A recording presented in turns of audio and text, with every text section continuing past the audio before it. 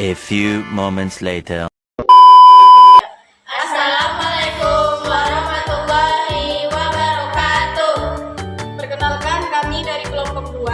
Saya Juli Rahmawati sebagai reporter. Saya Nigel Merosi sebagai notulen.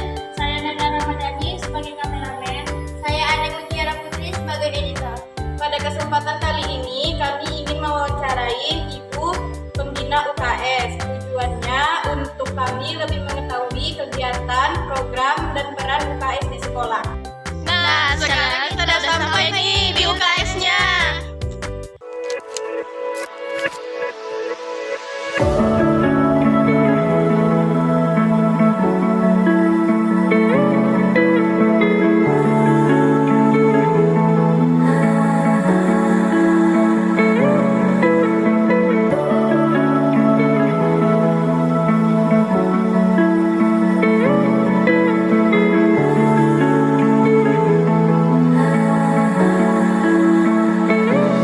Oke, standby, kamera ready, sound ready, 3, 2, 1, action. Nah, sekarang kita udah bersama pembina UKS-nya. Dengan Ibu siapa, Bu? Bu Nur Hidayati. Bu Nur Hidayati. Kami ada beberapa pertanyaan untuk Ibu. Siap? Apa yang membuat Ibu tertarik menjadi pembina UKS di sekolah ini? Saya tertarik karena ketika saya masih SD pernah bercita-cita mau jadi perawat.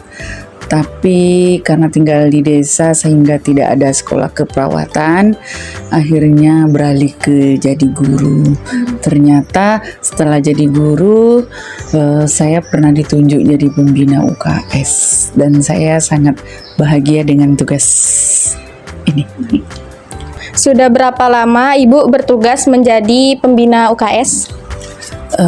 Saya jadi pembina UKS sudah sekitar 14 tahun. Ya. Selanjutnya, apa saja tugas dan tanggung jawab Ibu sebagai pembina UKS? Tugas dan tanggung jawab pembina UKS itu adalah pertama memberikan pelayanan kesehatan kepada peserta didik dan warga sekolah.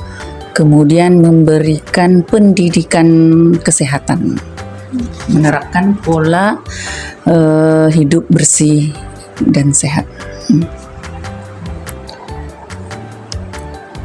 Apa tujuan utama dari kegiatan UKS di sekolah? Tujuannya utama ya ada memberikan pendidikan supaya peserta didik itu terbiasa dengan kebersihan, dengan kesehatan gitu, meningkatkan kesadarannya untuk kebersihan diri dan kesehatan dirinya. Selanjutnya, apa saja kegiatan rutin yang biasanya dilakukan UKS di sekolah kita, Bu? Yang rutin itu setiap hari Senin upacara, petugas PMR bertugas di lapangan, kemudian anggota UKS-nya bertugas di dalam. Ada lagi yang namanya KKR, Kader Kesehatan Remaja. Jadi ada 3, UKS, PMR, dan KKR. Bagaimana cara UKS memberikan edukasi kepada siswa tentang pentingnya menjaga kesehatan? Melalui ekskul diadakan setiap hari Jumat. Kalau dulu hari Kamis, sekarang hari Jumat. Kemudian siswa sering diberi pendidikan, pelatihan seperti menonton video-video pembelajaran yang berkaitan dengan UKS, seperti kenakalan remaja, bagaimana bahaya narkoba, dan sebagainya, melalui video pembelajaran. Apa pengalaman yang Ibu dapatkan selama menjadi pembina UKS? Kalau pengalaman saya sebenarnya banyak. Kalau yang lebih utama itu siswa yang sakit itu ada 2 penyebabnya. Ada siswa yang karena fisiknya sakit menyebabkan psikisnya terganggu. Kemudian ada lagi siswa dia karena banyak pikiran, psikisnya yang terganggu atau kejiwaannya terganggu menyebabkan fisiknya sakit. Jadi itu dulu yang diteliti gitu.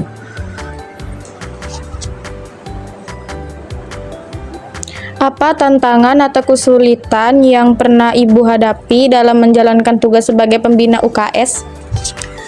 Kalau tantangannya ya gitu, yang berat itu ketika menghadapi siswa yang sakitnya lebih parah, psikisnya yang sakit daripada fisiknya.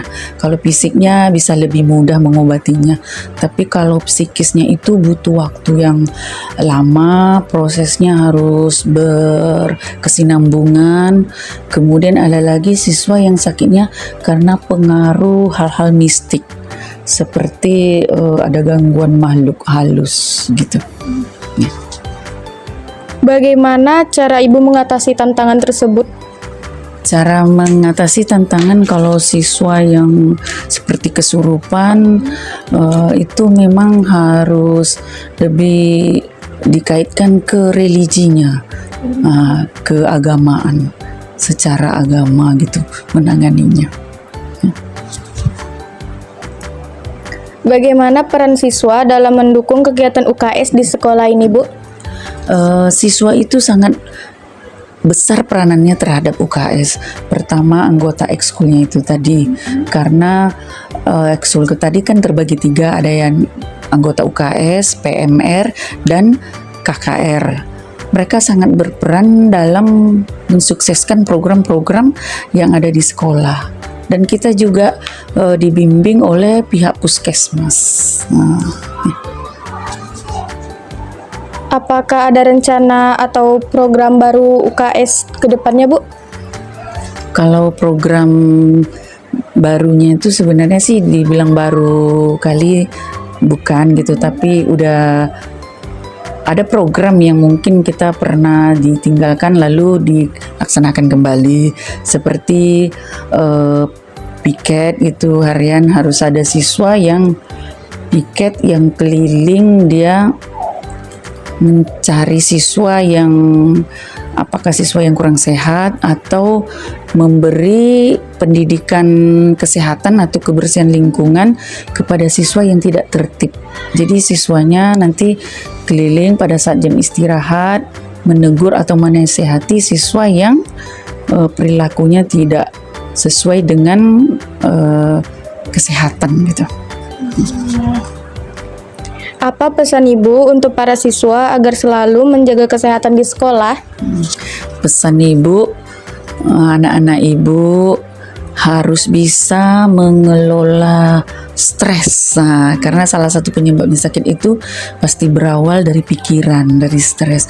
Dengan adanya banyaknya tugas bisa menyebabkan stres. Dengan lamanya berkegiatan di sekolah, apalagi sekolah kita full day, itu butuh istirahat yang cukup.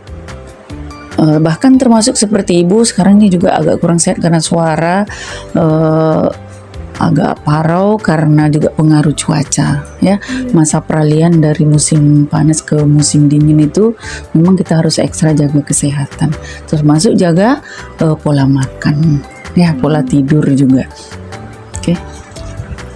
Nah, itu dia teman-teman jawaban dari Ibu pembina UKS-nya.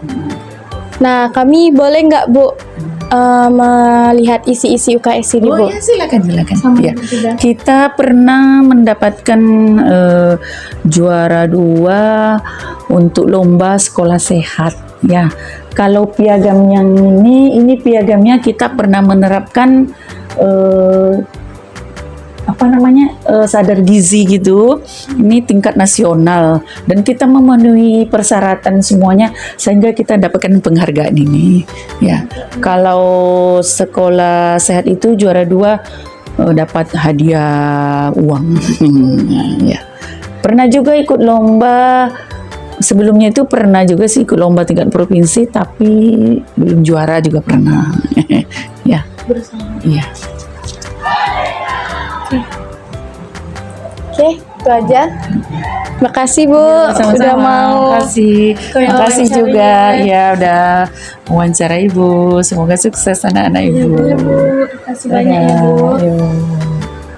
Nah, itu dia teman-teman hasil dari pertanyaan kami kepada Ibu Pembina UKS, yaitu Bu Nur Hidayati. Semoga apa yang telah Ibu itu sampaikan kepada teman-teman semuanya akan bermanfaat ke depannya. Mohon maaf bila ada kata atau kesalahan. Terima kasih. Wassalamualaikum warahmatullahi wabarakatuh. Bye-bye.